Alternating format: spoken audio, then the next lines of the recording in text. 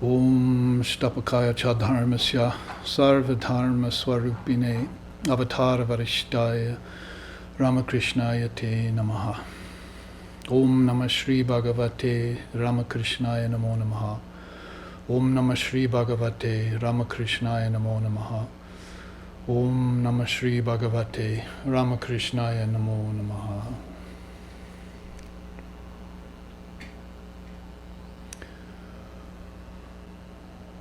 Om Nityo Nityanam Chetanas Chetananam Eko Bahunam Yo Vidadati Kamam Tamatmastam Yenu Pashanti Diraha Desham Shanti Shashvati Netaresham.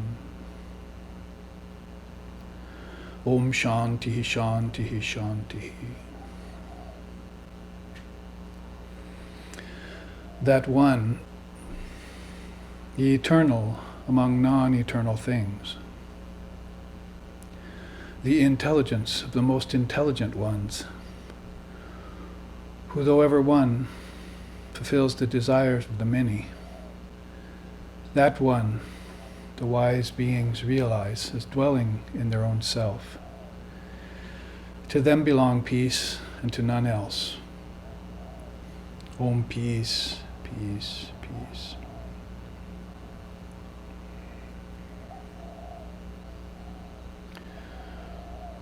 Om Brahmanandam Paramasukadam Kevalam Gyanamurtim Dvandvaititam Gagnasadrisham Tattvama Shadilaksham Ekam Nityam Vimlamachalam Sarvadi Sakshibhutam Bhavatitam Trigunarahitam Sadgurum Tanamami.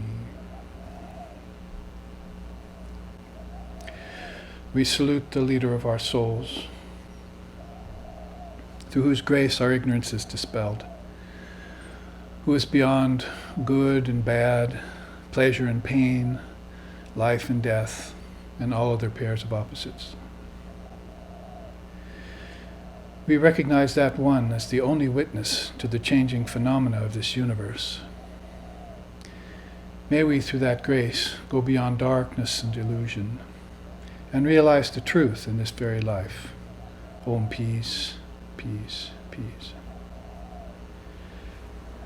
In this, our second half, which will be shorter because our first half was longer, we have about 45 minutes in which to approach Advaita Vedanta's series of classes, which will be happening over the next 5 or 6 Sundays, from the standpoint not so much of our personal or our individual or our collective or our cosmic self, as there's 3 levels to the self with a small s, just like there are levels to matter and thought and energy. Basically, those are 3 levels that apply to the 3 worlds, outer, inner, and transcendent.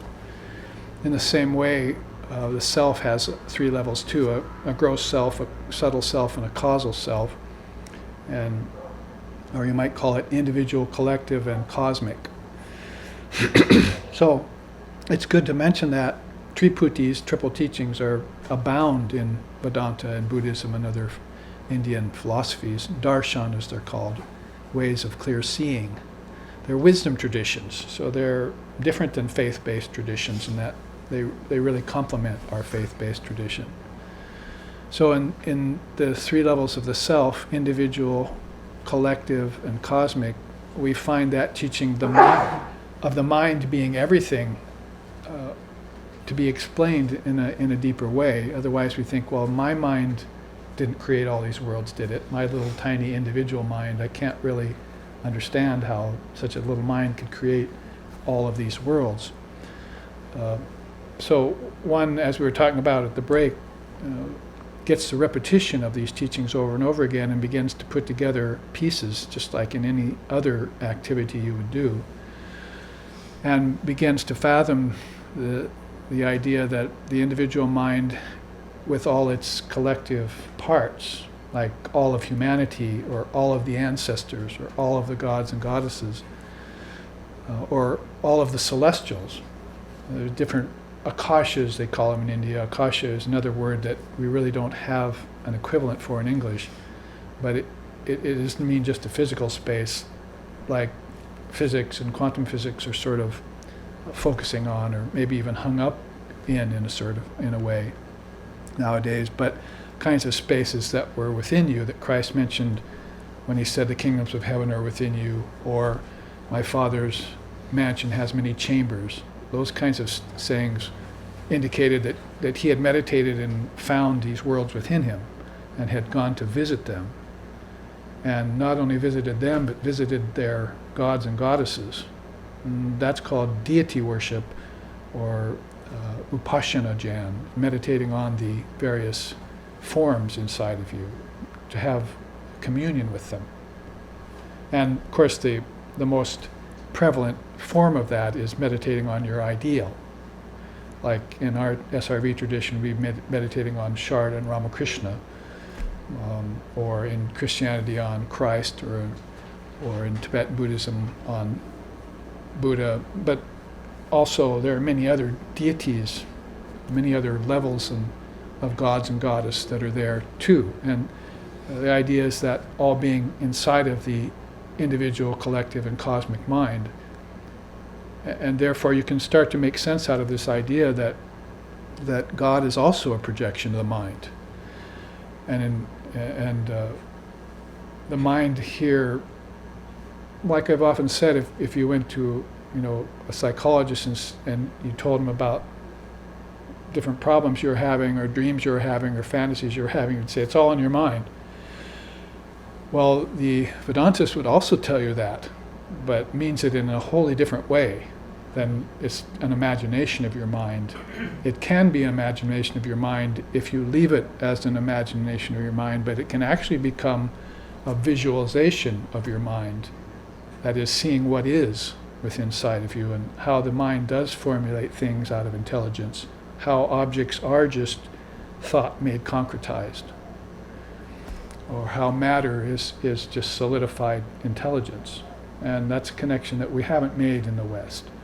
We think that the object, the seer and the seen, are two different worlds. That's dualism, and there's no connection. Nature is nature, and we're different from it. We have to master it. We have to try and live in it, and therefore all these other problems arise up because there are no connections between us and nature. That's on the outside of it. On the inside of it, there's also no connection between us and God. In dualism, God and man are two different things, and never the twain shall meet.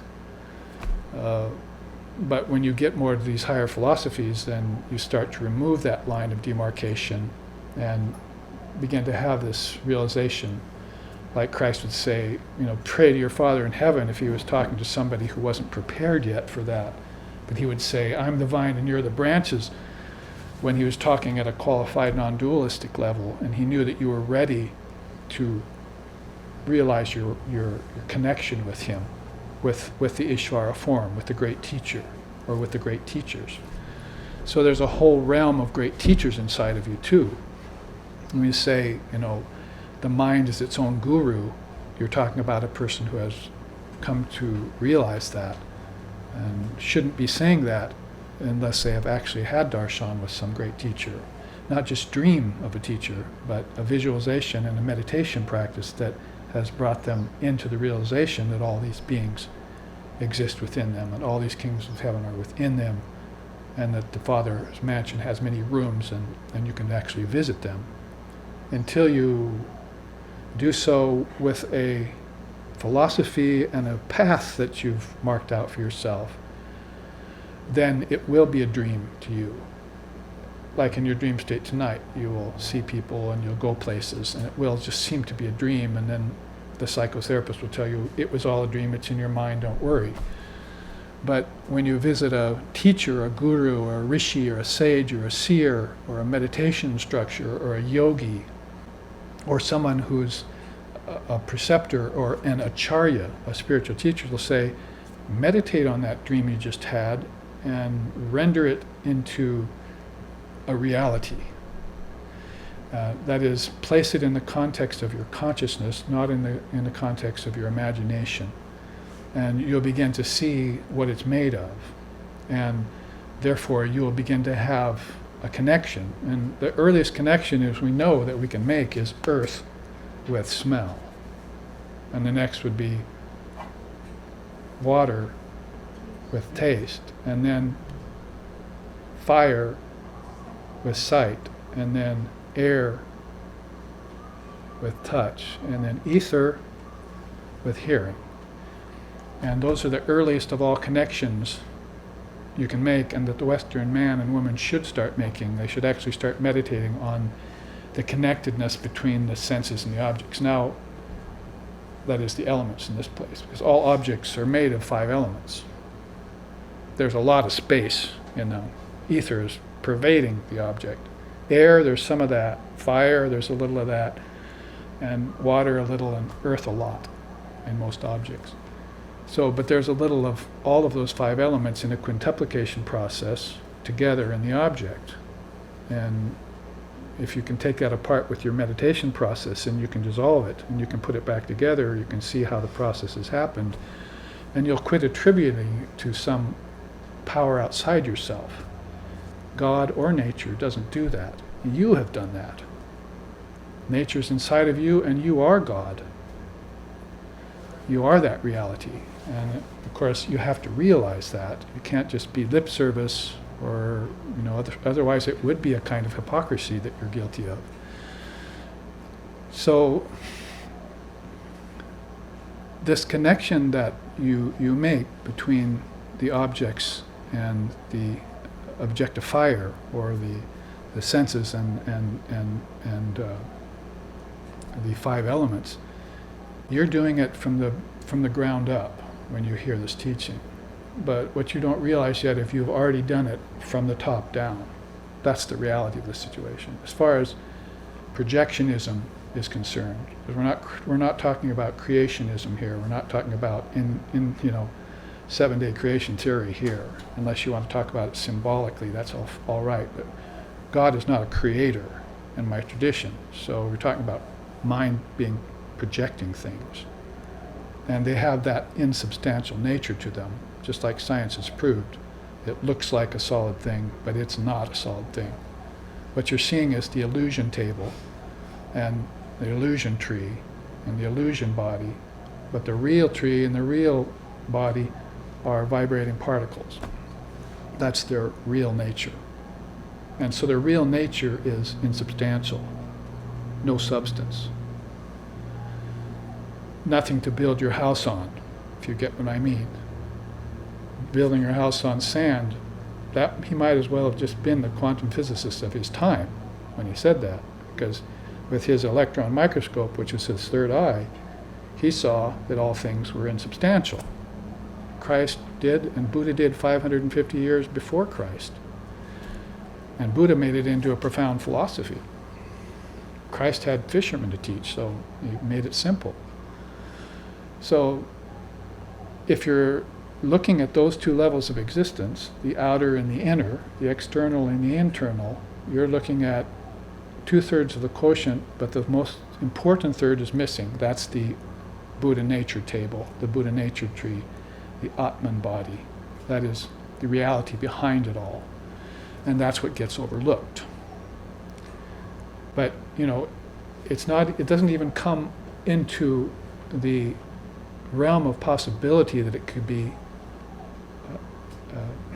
perceived if you didn't first make the connection between the internal and the external. Because basically everything is external, right? In our science, in our religion, in our philosophy, in our psychology, in our upbringing, everything is external. And basically it's food, sperm, ovum, fetus, body, growth, brain, death. It's called the material cause of things. But there are at least 6 other causes stacked on top of that, or probably inside of it, like little Russian dolls. There are 6 other causes to things which the material cause cannot explain. And so if you're in a culture and in a time and in a society where the external is everything, I'm just a material girl living in a material world, that's it, and you haven't provided any possibility for what's inside of you, then, and you want to do that, then it's time for you to make these connections. these connections would be elements to senses. But as you do this practice, now I'm connecting earth to scent and water to taste, then I should probably be doing them with the foreknowledge of Advaita Vedanta. If I can do all of that with the foreknowledge of Advaita Vedanta, then I'll know that that God is the only reality, as we just said earlier, and that there's a knowledge of the precognizance of all things as you're engaging in this act. The precognizance of all things. Again, you sort of grasp after words in English to try and convey what the Sanskrit implies when you learn it and understand it. And it would be realizing the Atman in everything, of course. So you must start out with this essential knowledge first. That would be the best way to do it, and then make the connections from outside in. So the way we're doing that in spiritual life today is that we're starting with asana, or with physical things, and then we're getting a hold of the prana through breathing exercises, and then through breathing exercises we're trying to control our thoughts. That's basically how it's going right now. So it's all outside in. With the Advaita Vedanta first, like Ramakrishna told Swamiji when he was a young boy, just here, I'm going to give you this essence of teaching. Now just put it in your wearing cloth and take it out and look at it every once in a while. This non-dual wisdom is all you need to know. And then you just take it out and explain everything through that as you go through life. When you encounter things that are mayic, confusing, or complex, or convoluted, you can take them apart. And Vivekananda was a master at doing that, past master, and taught us how to do it. So this, again, back to this levels of our consciousness, individual, collective, and cosmic, is a way of explaining how the worlds got projected in space and time, how actually space and time are concepts themselves of the human mind. You'll find them also, their origin is also in the human mind. Because when the human mind is neutralized, even in deep sleep, then you'll find that time disappears and space disappears. Tonight in deep sleep, you have no worlds, you have no time passing, and you have no ego. You just know nothing, but it's the most beautiful nothing that you've ever experienced. Because when you wake up and you say, I feel refreshed, even if you only go into deep sleep for 15 or 30 minutes, you feel excellent, you feel totally rejuvenated, whereas 8 hours of dreaming will leave you a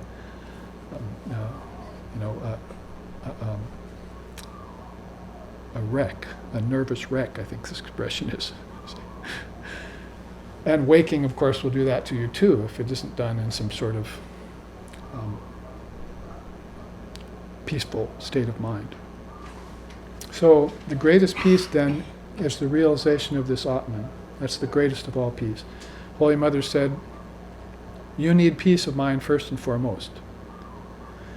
So if you get your peace of mind through asana, pranayama, then you find you come to the mind and its connection with the outer world, then more power to you. But the way the seers and the realized souls are doing it, or they're coming out of intelligence, and they're seeing how intelligence projected everything, and then they're following the line, tracing the trail of breadcrumbs down to the gross earth, down to the 5 elements, from a state of realization already. That's a past master.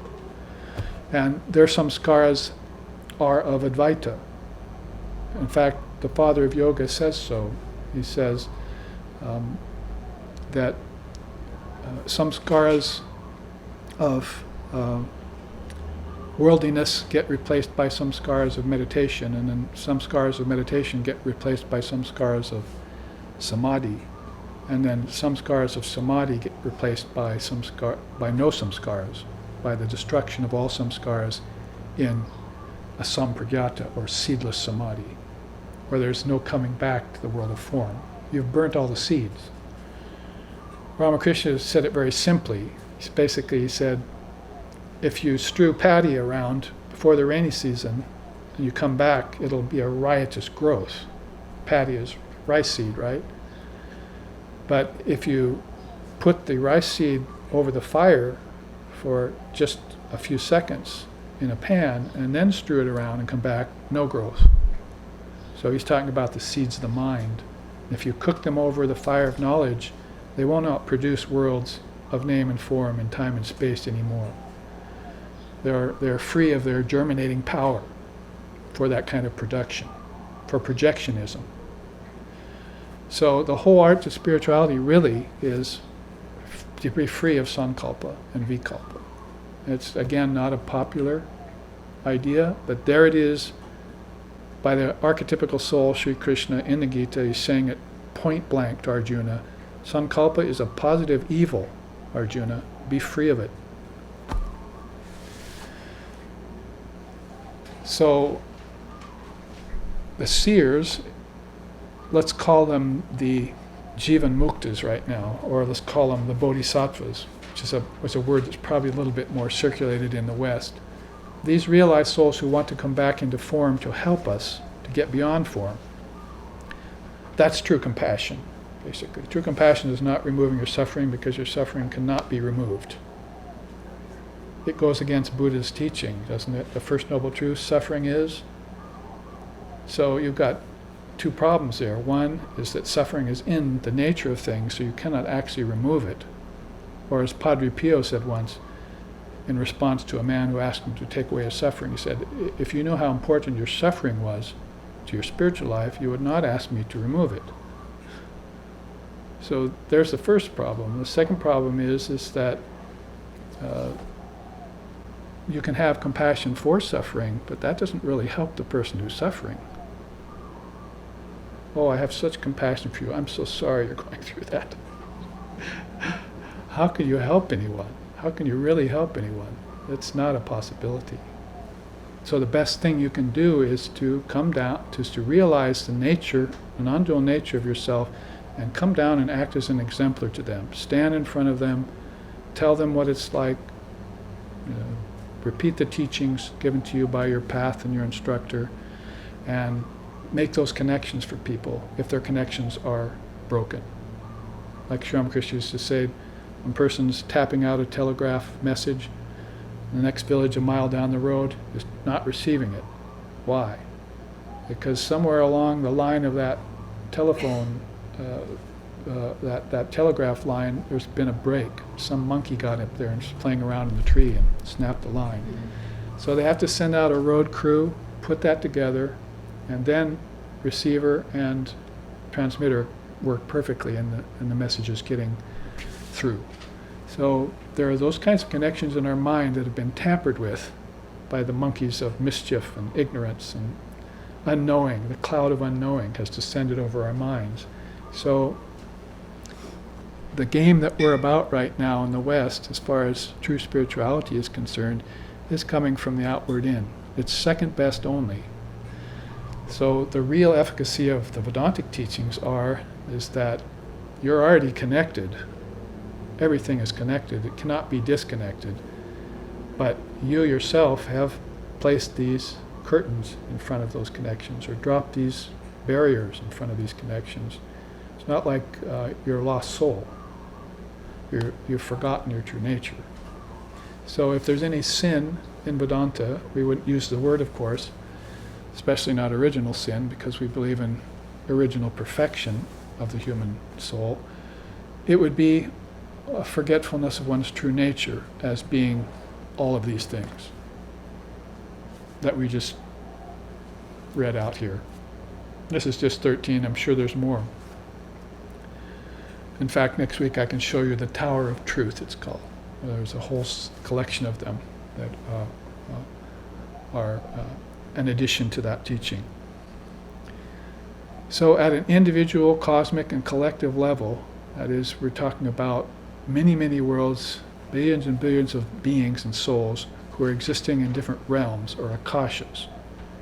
And the whole thing is based on vibration, from the word on down.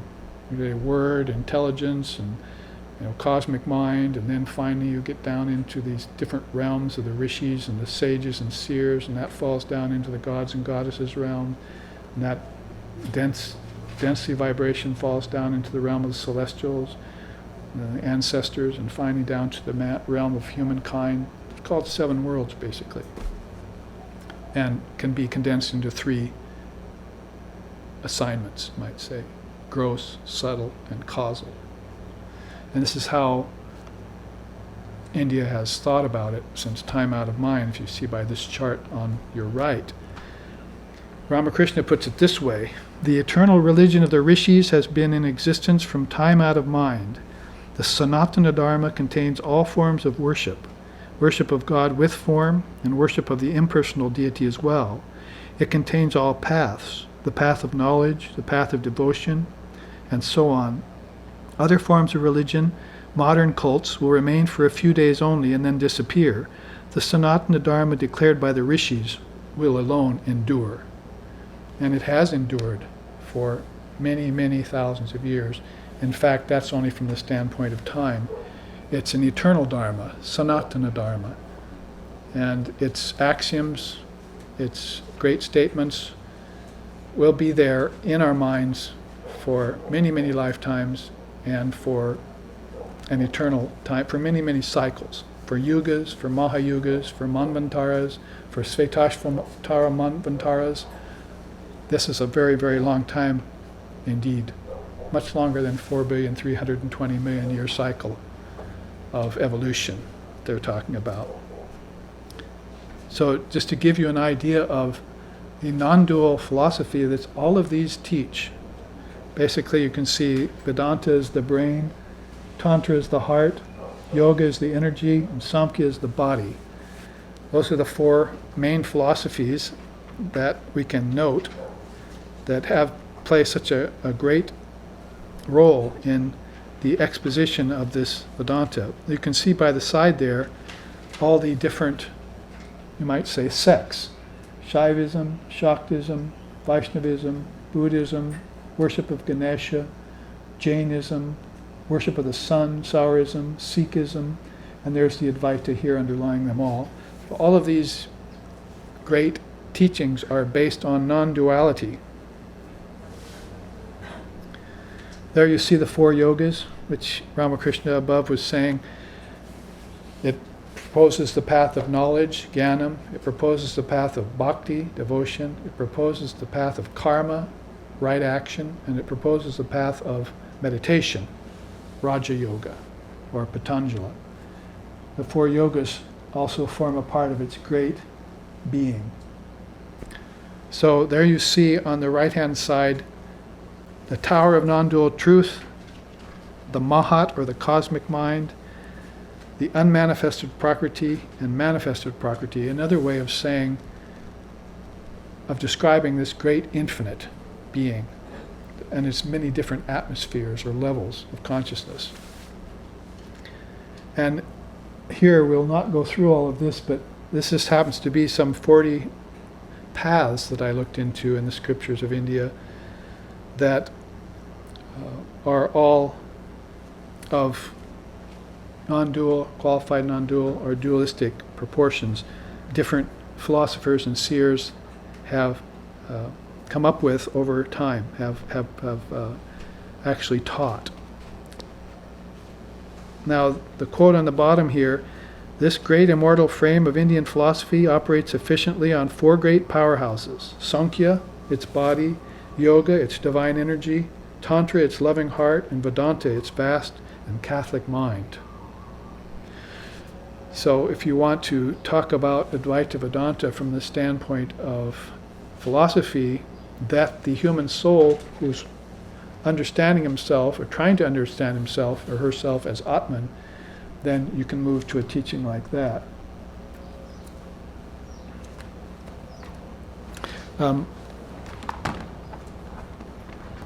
In case we have a temptation to want to bypass or overlook problems, some of you will remember this chart from our retreats.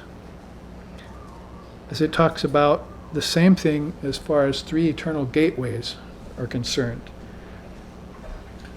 And the teachings there are the four veiled doorways and the four fundamental paths of life. You can see first these four veiled doorways. The three eternal gates themselves are called Adharma, Dharma, and Svadharma. So the idea is that Dharma is the most important of all things. If a person has the Dharma, which basically means the teachings of spiritual life, and they have a commitment to them and have taken certain vows around them, and are understanding the precepts that go along with them, and are actually learning what we would call over here the Jnana Yoga, the wisdom yoga, then their life will be perfectly set and they won't have to suffer the usual ignoble sufferings, or what's called the unnecessary sufferings of life. The necessary sufferings of life, like growth, birth, death, those will of course be there in any embodied condition. But the unnecessary sufferings of life that we see attending people will go away. They'll be destroyed or dissolved. The person will be left in peace, in bliss, in balance, in sattva, and other words that describe that state of mind.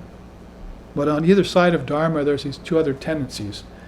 On this side, there's Adharma, which means these four veiled pathways. Now, let's look at them. Lokayatika Marga. Lokayatika Marga means materialism. That's called a veiled pathway in India. There are actually a few philosophers that even teach it. They're not looked upon very highly, but India tends to let everyone have their say. Mityagyan Marga is fundamentalism. That is, there's a certain power in fundamentalism, certain core strength, but it tends to be very narrow. Pravritti Marga is secularism, as say opposed to Nivritti Marga, which means transcendence or renunciation. So in Pravritti Marga, you're going towards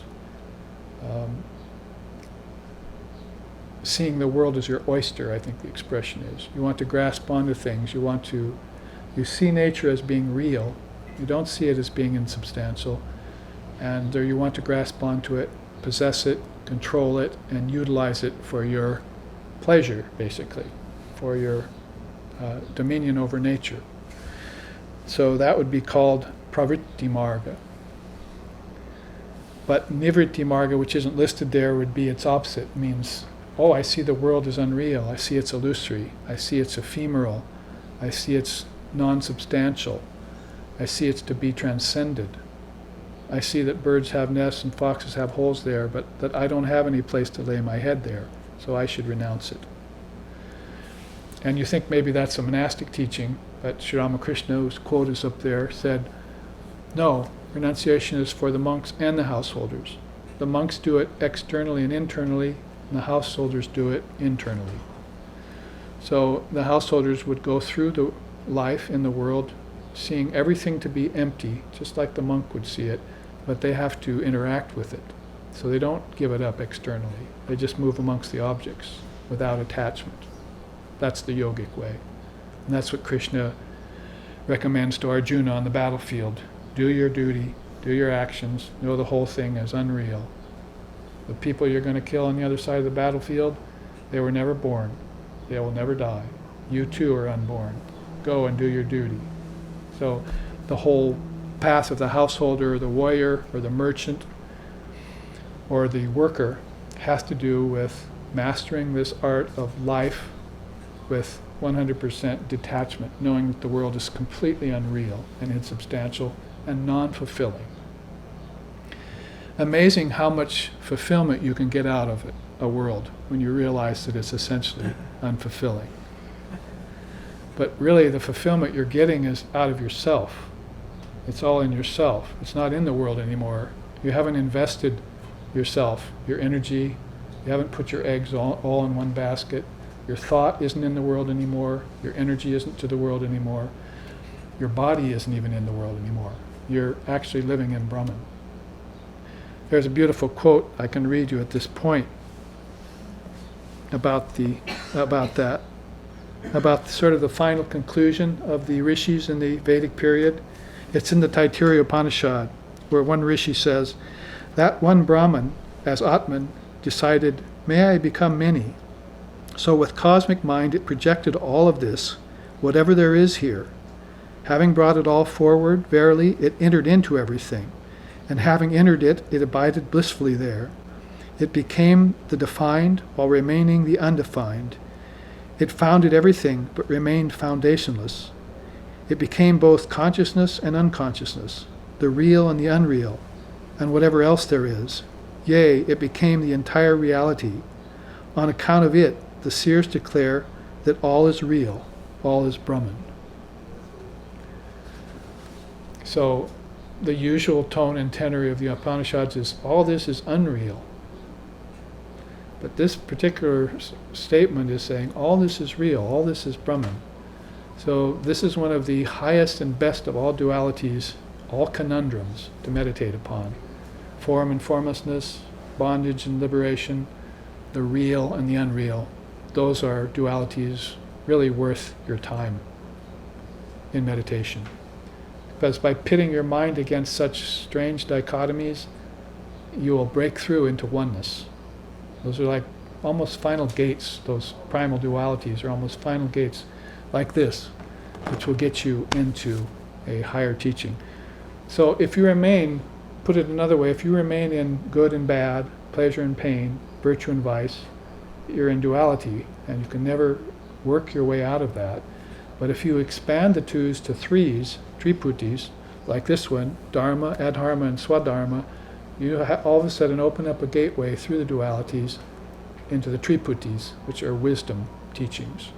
Three, three, three everywhere. You wouldn't believe how many threes there are in Indian teachings, that not just something like up, down, and middle, or heaven, earth, and hell, but some very, very profound triputis, like waking, dreaming, and deep sleep, and AUM of Om, and things like that, which are totally liberating when you meditate upon them.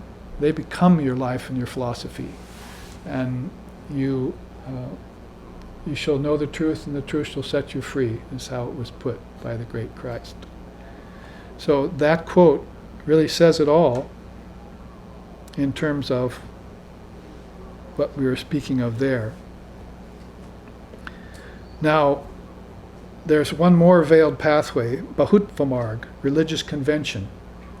Usually here's where I would segue to my 7 ways of dealing with desire chart, because it has 2 wheels, 2 double wheels or helixes, which explain how a person gets out of evil doing and they get onto the religious convention wheel, and that takes them the other way, but it still keeps them bound.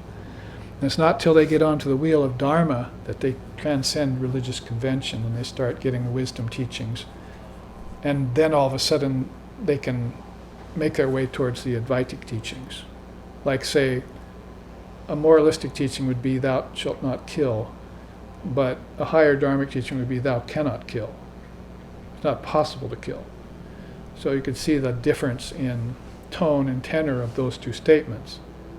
One, Moses would be speaking to his people who are worshipping the golden calf or something, starting to do unthought actions. And the other, somebody is speaking to, like Krishna is speaking to Arjuna about the nature of reality, unborn, stable, incomprehensible, unmanifested, all those levels of the Atman, all those qualities of the Atman, if you want to call them that, and therefore is speaking on a whole different level than fundamentalism or dualism, probably even going on beyond qualified dualism to this Advaitic truth. Now, I saw this quote in the Srimad Devi Bhagavatam. India is the only religion, the only nation that worships the Divine Mother, except for a little bit of mother worship in Catholicism.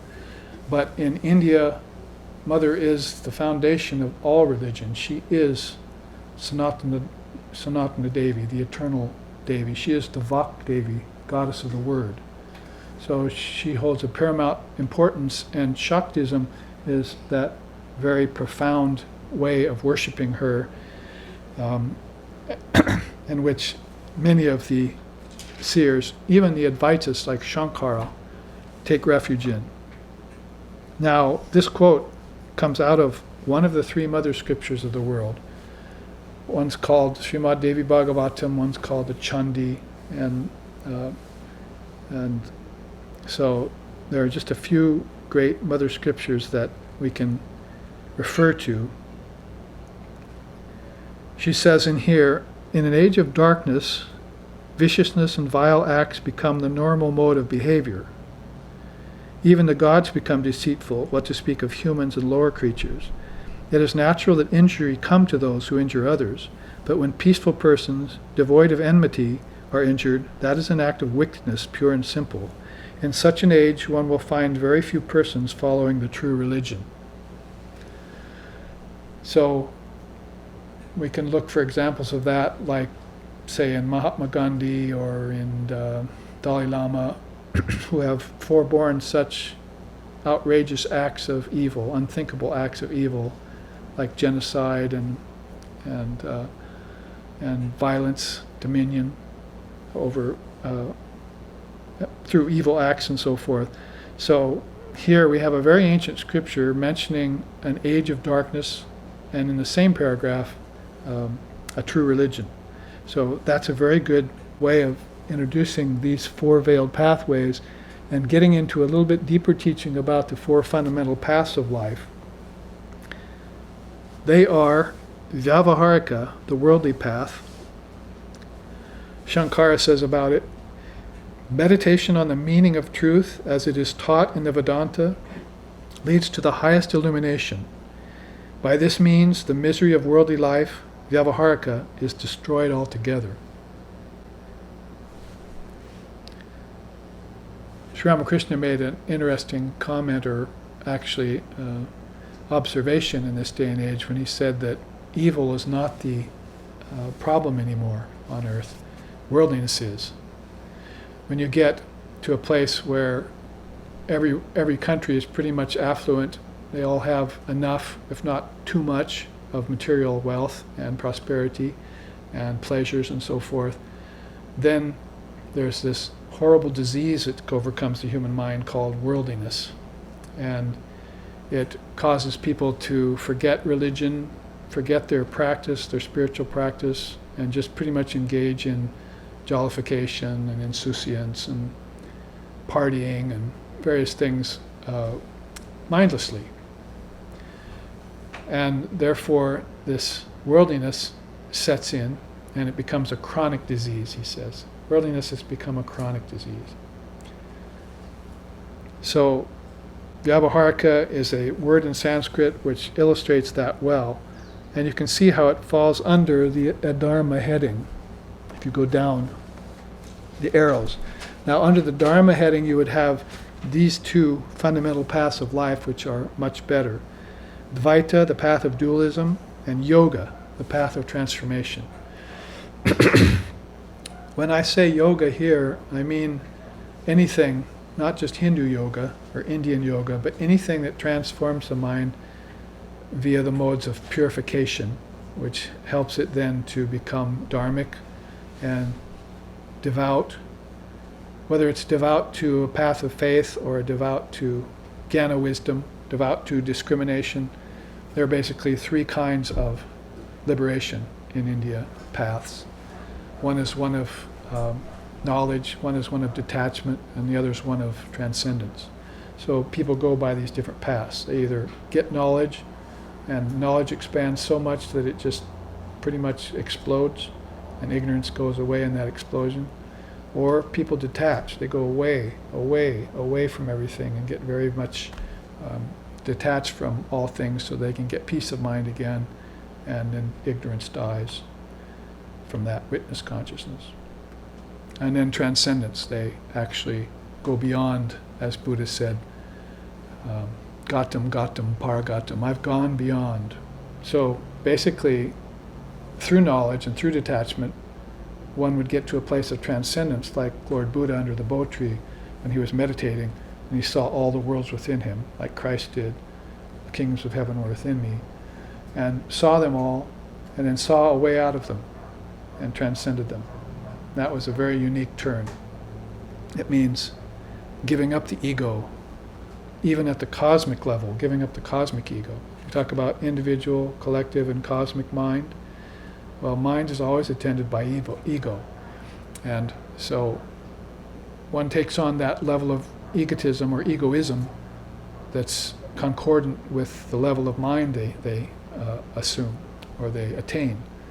So in that way, a being like Lord Buddha would turn away from even the cosmic ego. In fact, his great statement was, "O architect of the worlds, I have finally seen you. I will not build any more homes. I will not build homes of stone. I will not build homes of wood. I will not build homes of flesh and bone. I will not build homes of wise conception." That's the cosmic mind. So he was giving it all up. This is the yoga of transcendence. He had reached a place where he could get beyond, totally beyond, gatam, paragatam, beyond all form, name, and transcendent of nature. So anything that helps you to transform the ordinary human mind into its divine counterpart, it's really its essence, or if you want to put it tantrically, turns it from animalistic, pasu, into virya, heroic, into daiva, divine. That's the yoga of transformation for you. If it gets rid of your imperfections, your inconsistencies, your brooding, your doubt, your fear, your inconsistencies, your limitations, and it makes you bold and fearless and strong and resolute, firm in yoga, that's the yoga of transformation. That's Dharma. Dharma cannot be defined by one word like righteousness or something. It's very difficult to find English words to define Dharma. But what I just said, that's Dharma. Dualism is very rich. Just because we're Advaitas, that is, we like the non-dual way, it doesn't mean that we X dualism out of the quotient. That's not the way it's seen. Dualism is a step, qualified dualism is the next step, and Advaita is the ultimate step, no doubt, because worlds go away, and with the worlds the problems go away. When the problems go away, there's no need for solutions. So you've transcended the whole shooting match. No doubt that's unspeakable, indefinable, and we've just looked at a whole mass of words that actually explain it, as best as words can explain it. But inside of pray to your Father in heaven, or I'm the vine and you're the branches, we have these levels of consciousness which are not only helpful to us, therefore connected to the path of transformation, they also lead us to the non-dual way. And very crucial then that we make use of them not only as stepping stones up, but for stepping stones back. You can't burn bridges, or you shouldn't burn bridges, right? So if you want to come back from a non-dual position, for whatever reason, one of the best being to help others, then you're going to have to reassume a qualified non-dualistic stance and reassume a dualistic stance, like Christ did when he came down to talk to fishermen. Avatar means that which descends, so it has to come down. See, down means out, really, from its inward peace. So it's got to take on all of the qualities, attributes, problems, inconsistencies of that which it's assuming. That's the sacrifice. It's called yajna. Greatest sacrifice of all is Ishvara's sacrifice coming into the body. We don't know it. We think, oh, he comes, he sports, he has bliss, he goes. What about he gets crucified, he gets poisoned, he gets cancer of the throat? On a mass level. See? At the same time, taking care of the karmas of hundreds and thousands of beings as he does so. So that's some teachings around the avatar, of which one of these paths is Avatarhood, by the way, the path of those who follow the avatar from age to age. I made up a saying about that. Many people think that there are many avatars that come many times. Others think there's one avatar that comes once. But the truth of the matter is there's one avatar that comes many times. So 500, 600, 700 years, if you look back in our recorded history for the last 2,500 years, you'll find every 500 or 600 years a great soul has come who is unique. And those beings who are reborn with that soul are called followers of the Avatarhood, or Ishvarakotis. They get up out of time, out of the body, and they say, where's the next manifestation coming? And they're there. Once when Ramakrishna's devotees were dancing and singing, and he was sitting watching them, and he said to one of his companions, I've realized that some of my devotees were apostles of Christ in a previous lifetime. And he mentioned a couple of them. So this shows that these beings, this great one consciousness comes down and cuts itself in different forms. But it's that one consciousness, but it's always attended by these various souls that are Ishvarakotis or Nityasiddhas or Vibhutis. There are different words for it in Sanskrit. And those are the beings that are really very priceless. Sometimes Avatar is a bit untouchable or incomprehensible to us, but its teachers, those are the ones that it's invested a power in, and which we can relate to very well. We can learn great teachings from them. When Ramakrishna had 16 of them in this present day and age, and the teaching is that each one of those is like 16 windows into Ramakrishna.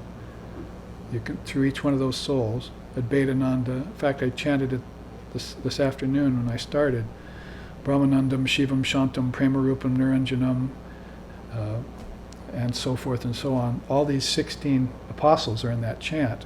Each one of them is a window into Ramakrishna, because they're all dedicated to him. So a divine window into reality. Or as one friend of ours, 16 Lighted Windows, a book called 6 Lighted Windows, about some more contemporary swamis, but 16 lighted windows in that case, or in Christ's case, 12 lighted windows, or in Buddha's case, 8 lighted windows with the Noble Eight. So they all come with these attendees, divine attendees, and they help people at different levels. Dvaitists, Vasishtha Dvaitists, those who are practicing yoga of transformation. That all falls under the Dharma, one of these eternal gateways. Now, this gateway is called Svadharma. Probably the best way to say it is, it's what you were truly intended for. That's what you really came here for. And that's what you're searching for if you have lost it. It's your intended destiny. I mean, you can find your destiny in Dharma, but you probably really haven't found Advaita yet. You're still practicing the vows, the precepts, the teachings, and you're practicing transformation. Well, your true self doesn't need transformation. Your mind does. So if you're still practicing transformation, you're working on your mind. The mind is the soul in my tradition, small s. The mind is what goes from heaven to earth to hell. And we never got that teaching. We think we go to heaven, earth, and hell. Our essence. Didn't we just call our essence immovable, stable, stationary, and so forth? If you follow the axioms of Advaita, you don't fall into these misconceptions. And then you start thinking, well, what is it that moves then? And then maybe you think after that, does it really move at all? Or does it just seem to move? And then you start uncovering some of these great teachings of philosophy that are so valuable to your spiritual evolution, and that will lead to enlightenment over time. Don't think that time is just some illusion in the mind, as I've been saying. As long as the embodied condition has a body-mind mechanism, then it's in the realm of evolution of a spiritual kind. Whether it's real or not is almost secondary at that point.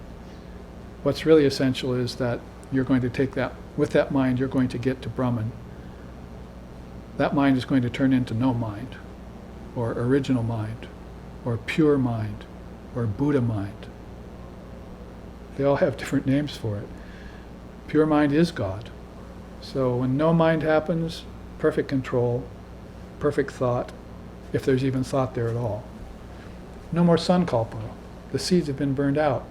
So you're not desiring for a post-mortem emancipation, or you're not desiring for heaven after life, or you're not desiring for some satisfaction on earth.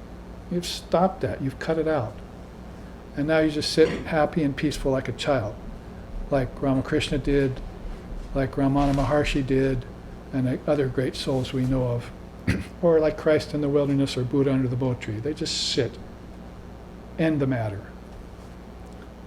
bring it to an end.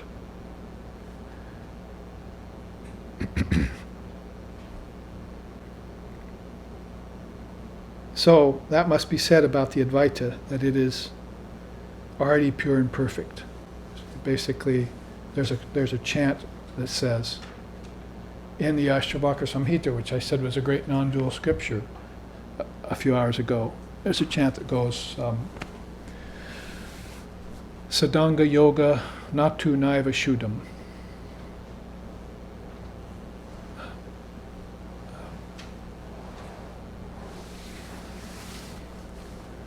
Manavanasham Natu Naiva Shuddham. Guru Padesham Natu Naiva Shuddham. And so forth like that. It means the self is not made pure by practicing yoga. The self is not made pure by bowing at the Guru's feet. The self is not made pure by destroying the mind's wave in meditation. The self is already pure. So it's very good to make a distinction between the self and the mind. So the mind-only schools, the mind is everything philosophy that Holy Mother gave us means the mind is going to take you to Brahman, means that's what you have to work with. That's your puppy. You got to house train it. Otherwise it'll defile the worlds, and it'll defile them over and over again for countless lifetimes. So that pure mind, that original mind, that Buddha mind, that is your true nature. Why not seek it out, find it, live in it? Swarupa Yatam Bhava means abide in your true self. It means running away from your true self, actually. Swarupa Pratishta means abide in your true self. Those are nice long Sanskrit words, again, that we have to look for English equivalents for. Now, the final corner here is reserved under the Svadharma for Advaita. Shiva himself says, the true renouncer, called the great actor and the great enjoyer, has transcended both Dharma and Adharma and gotten free of birth and death. Parameshvara Shiva. That's out of Yoga Vashishta scripture. He said that. Let's take the quote under Svadharma. Lord Vashishta again says, that intrepid spiritual wayfarer who inquires into the wise characteristics of Dharma, he treads the proper path. He learns concentration and meditation, the significance of the scriptures, discrimination between the real and the unreal, and knows what actions are to be done and which actions are not to be done. That's a good blend of Dharma leading to Swadharma. So, when we speak of Atman in terms of its paths and its ways, the three eternal gateways is a precious teaching for all beings in the Dharma. So let's end here with our chant. Om Sato Ma Sadgamoya Tamaso Ma Joitir Gamoya Mrichor Ma Amritam Gamoya Abira Bira Mayeti Rudrayate Dakshinamukam Tenamam Pahinicham Om Shanti Shanti Shanti. Lead us from darkness to light, from lower truth to higher truth, from the unreal to the real, and from the illusion of death to eternal life. Reach us through and through, O Lord and Mother, with thy sweet and benign presence. Om peace, peace, peace. May peace be unto us, may peace be unto all. Om Hari Om.